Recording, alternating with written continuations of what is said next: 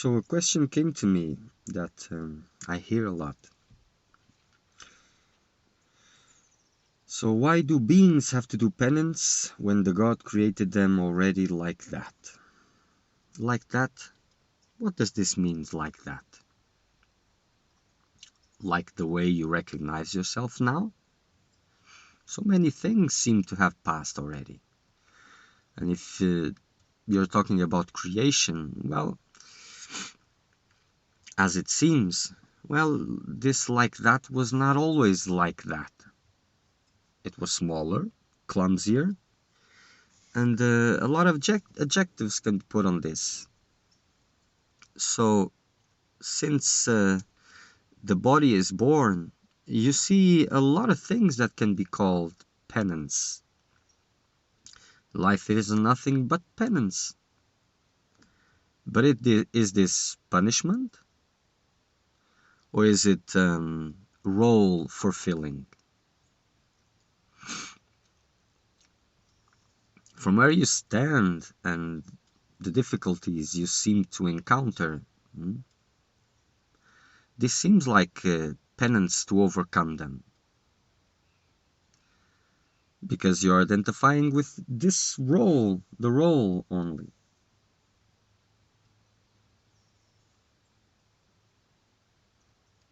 Who is this God?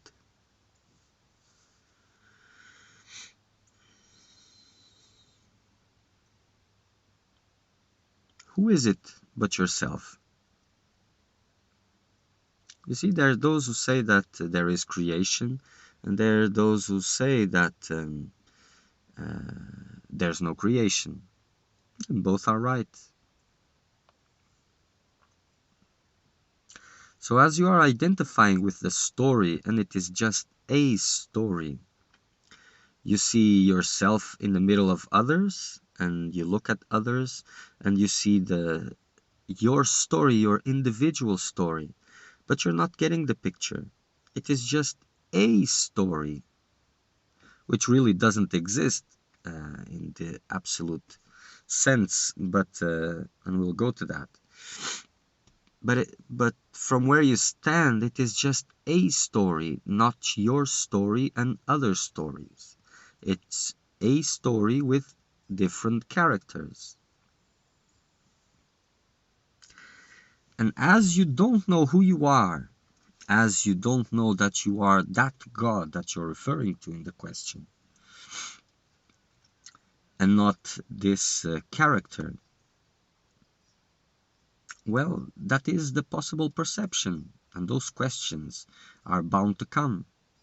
When there is knowledge for that, when the part of the story reaches a point that it is possible to raise these questions. Because most beings don't even question this because, well, they have no conditions for it. So from the standpoint of this character, he needs to continue to follow his part. It's inevitable. And these questions of penance, it is about attachments to the story and not seeing this as a story, being immersed in the part, you see. But when you start to rise above this story in your understanding, in your seeing, still you continue to be compelled by the story, by the part. And there will be mixed feelings, like now, for example.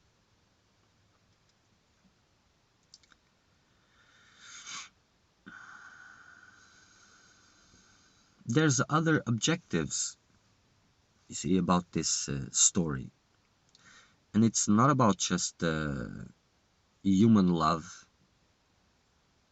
It is also about divine love, which is far more greater.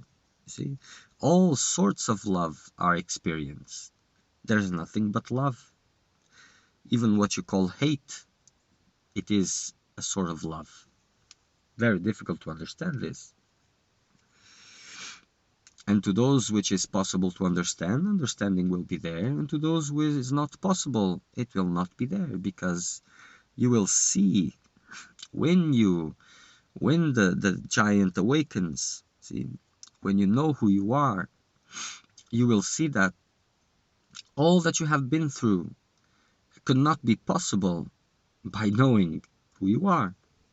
So in a way, it is beautiful and it is perfect. There's only perfection. So, but from where you stand, this cannot be seen, or else story would stop. It would reveal itself as it really is from the point of view of purpose, which is purposeless.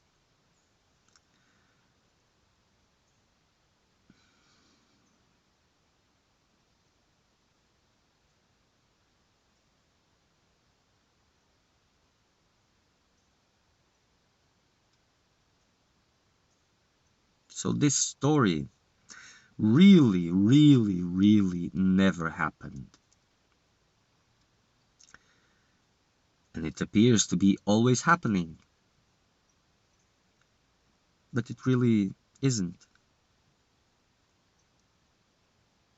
From the point of that it is happening, it is just a story. Much bigger story than it seems from your point of view, because you're seeing just an individual story in the middle of other stories. And no, it's just a story. Just a story. You'll be touched in the way you need to fulfill your part. You see? And this story, this big story, apparently also has many episodes. And these episodes, they go far beyond your present memory.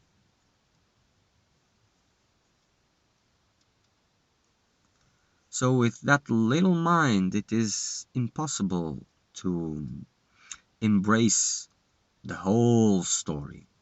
So just bits and pieces, very small little pieces.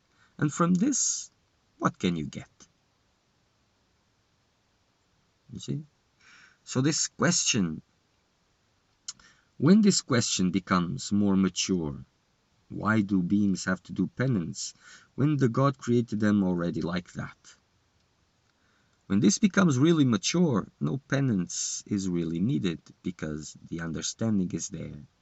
So the story for this individual is getting over. The story is ending. This play.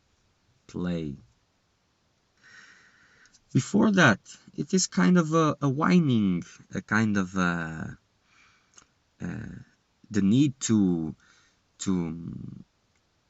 maintain things which are precious now, which are dear.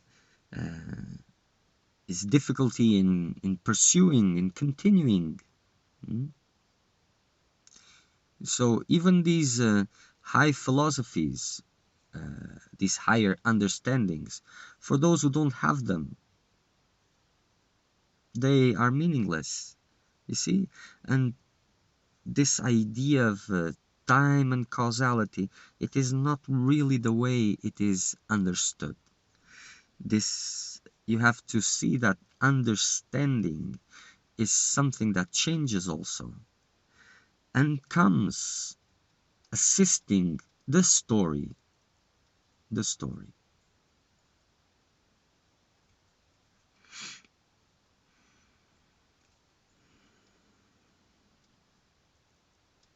And even the answer to this question, or the several views from this question, it cannot be given fully because it cannot be received fully.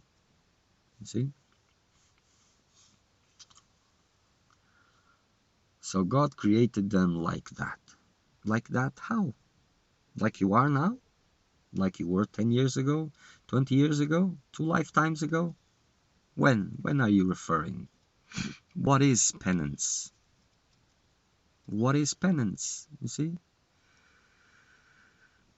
For some, doing meditation is penance. For others, not doing meditation is penance. For some, going to raves is penance. For others is very good. No penance at all. So what are these penances? For the seeker of truth, which is, as he talks about penance as spiritual practice, he is preparing his nature to higher grounds, for this divine love, which is a very important part in creation. See, it is the most beautiful experience, as you experience yourself in this way. So this surrender that is talked about is actually surrender to yourself. But if you know this,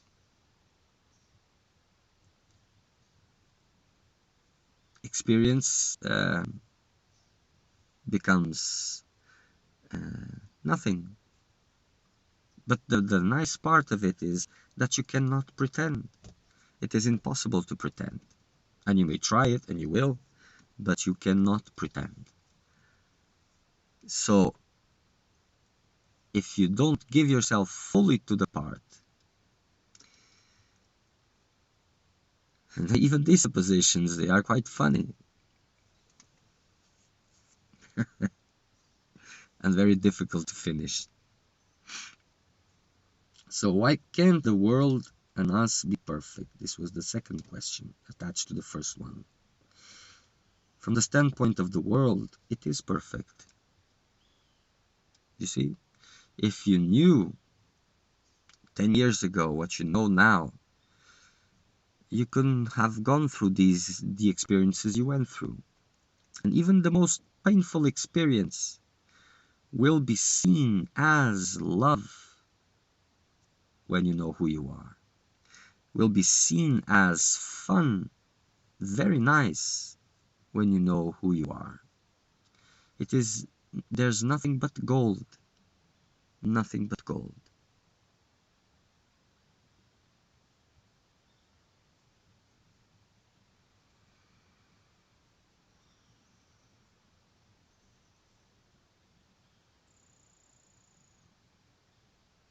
There's really nothing but perfection. From the standpoint of the world, perfection has to be achieved. Both are right in their own way. Story follows its own script. And from this script, you imagine that you have an individual story, that you can decide things and this and that. And as you have this conviction, and this conviction, it goes beyond, far beyond what you call understanding. It is a gut-like thing, not just a mental reasoning. As you have this conviction about decisions, then in a way, yes, you will be making decisions. But not really. As these emotions, thoughts, sensations hold power over you, you can use these higher wisdoms, and higher, I mean higher to you. And eventually, you'll be swayed back again, because as these emotions, sensations, thoughts are important to you, you will always come under their grip. So these questions, they come, uh, but the story continues, you see? And inside the story is not a dead thing. This is compelling all the characters, the identity behind the characters, the I, which is the God, this I, you see, to continue to give importance to the story, compel it, compel the character to continue to pursue and to do all these. It doesn't matter what he is doing, as long as he is giving importance to it from the standpoint of the individual, then it is fine. And the more you will try to awaken from this, the more you will feel the counter force which starts coming to you.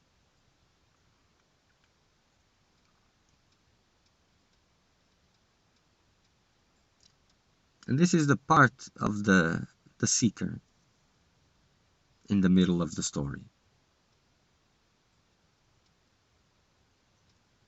And sometimes, for some of you, these different sentences that are being given, they may seem like they are countering themselves. And in a way they are, because I'm giving you different standpoints. Those that you can grasp, those that you cannot grasp. I'm looking from where you're looking, and from where I'm looking. So they seem opposite, you see? But they are not really opposite. So when you start to do this, what you call penance, this trying to awake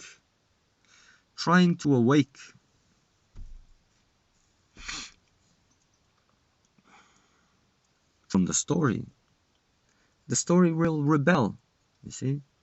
So this vision of let us just flow, this doesn't help the seeker. Not in the story, of course. Not for the character, of course. And for those who are saying that, oh, I'm not the character, look around. You're nothing but the character yet. Look around. So these ideas of, well,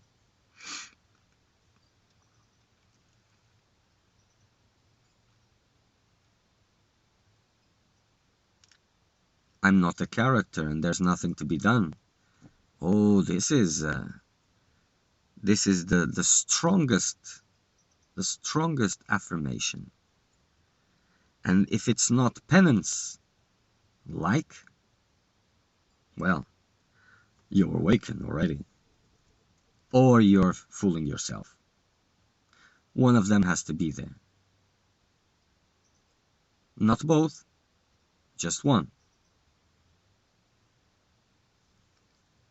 Pay attention to this. This is important. So as you, who know that you don't really know who you are yet, this rising above the story seems anti-natural.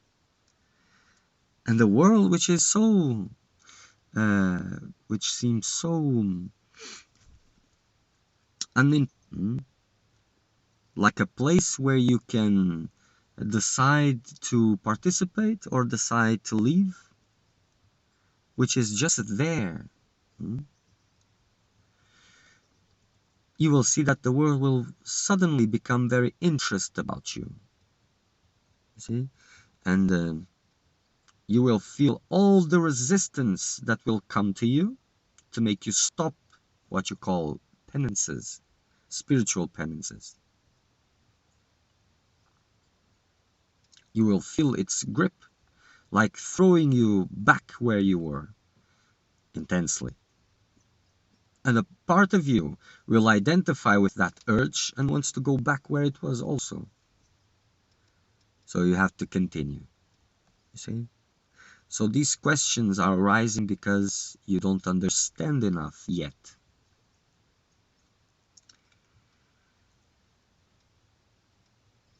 And that will almost always be like this.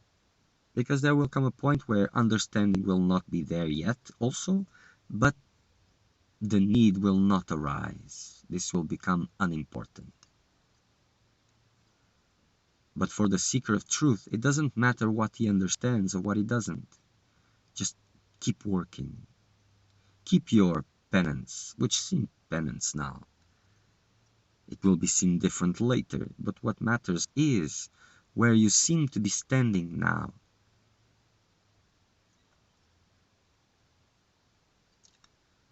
For the one who has nothing to do, who holds on to this, there's nothing to be done here, it is true. It is. But he is not engaging in anything anymore. You see? He has no interest in the story. The story has absolutely no interest in him also.